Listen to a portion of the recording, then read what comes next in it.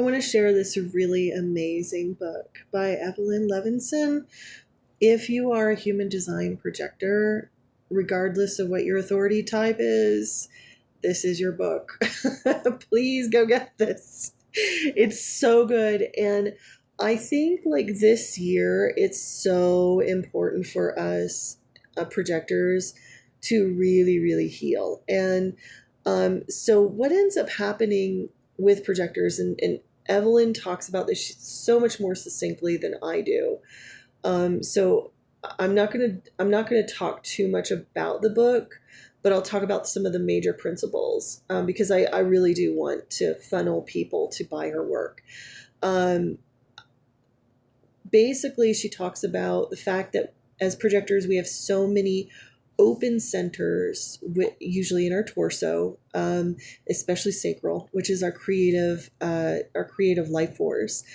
Because of our open centers, we build up like not self energies from the rest of the world, and especially now as the cross of planning is deconstructing, a lot of people are in what's called their not self. And a not self is basically you are not in alignment with your soul's purpose.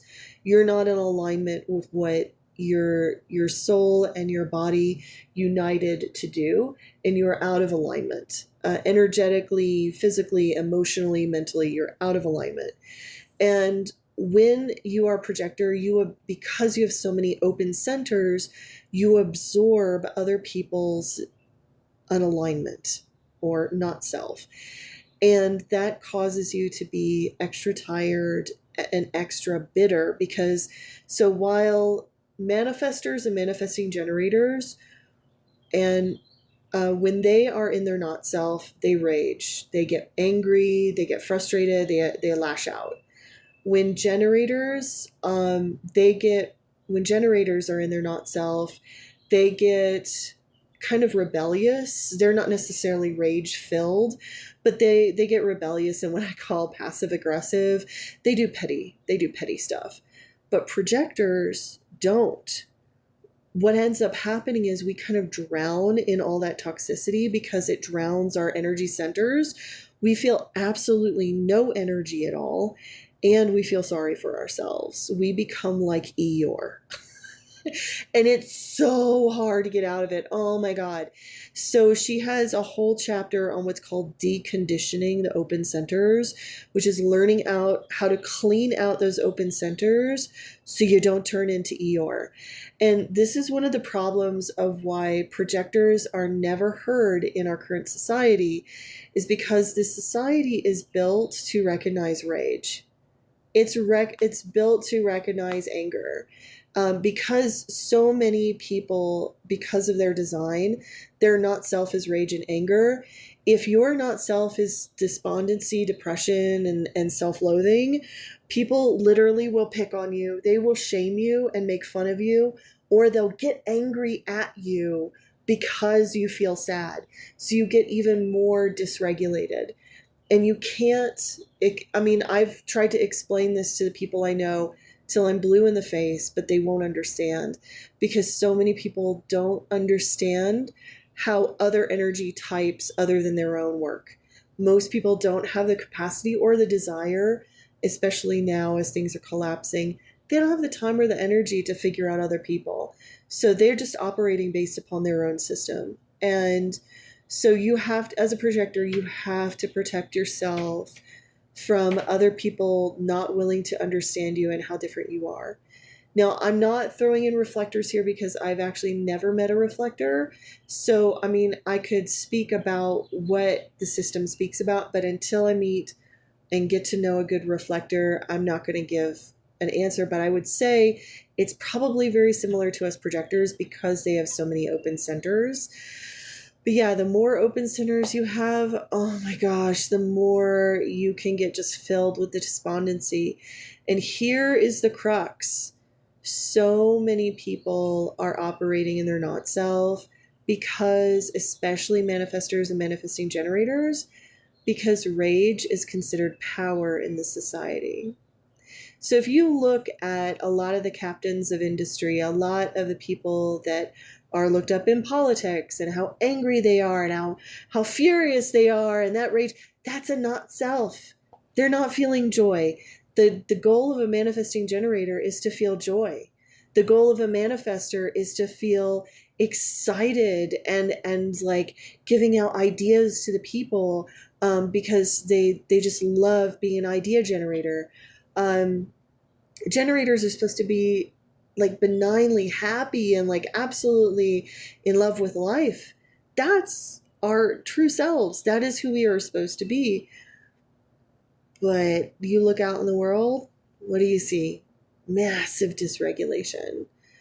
So, as a projector with all of those open energy centers, you are going to be absorbing that dysregulation.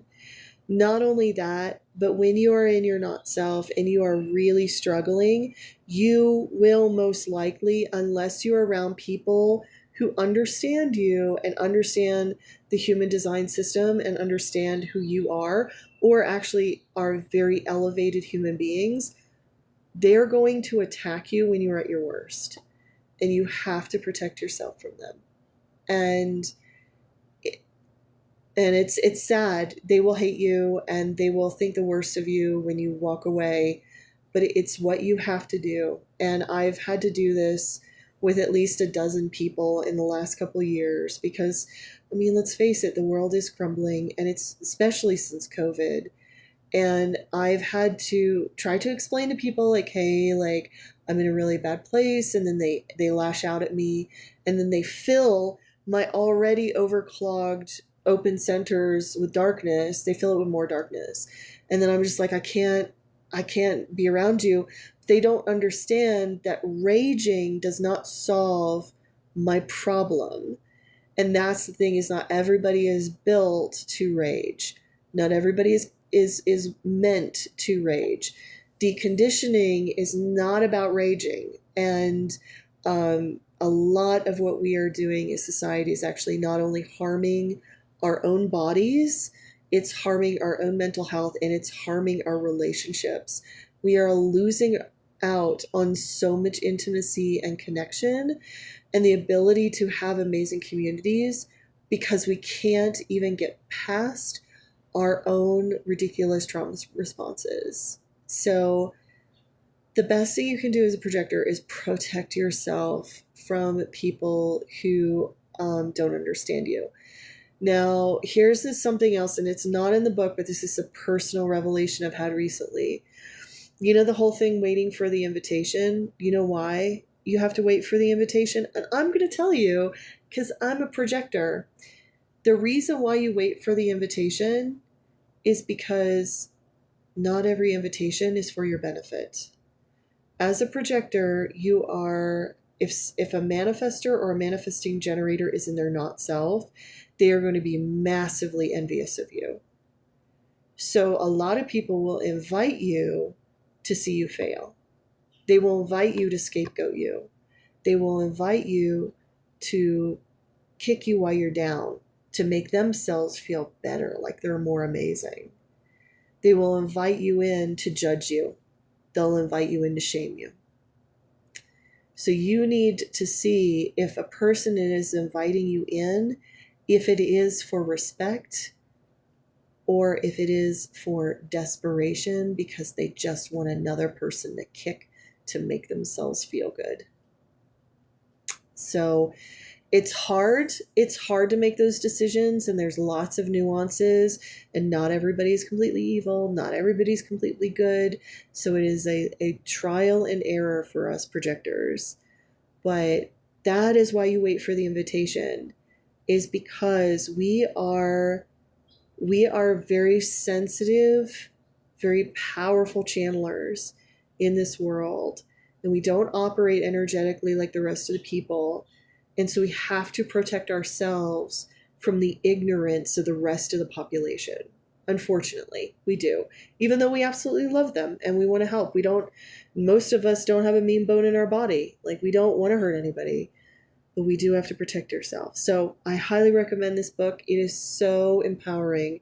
It Yeah, Evelyn, thank you for writing this. Thank you.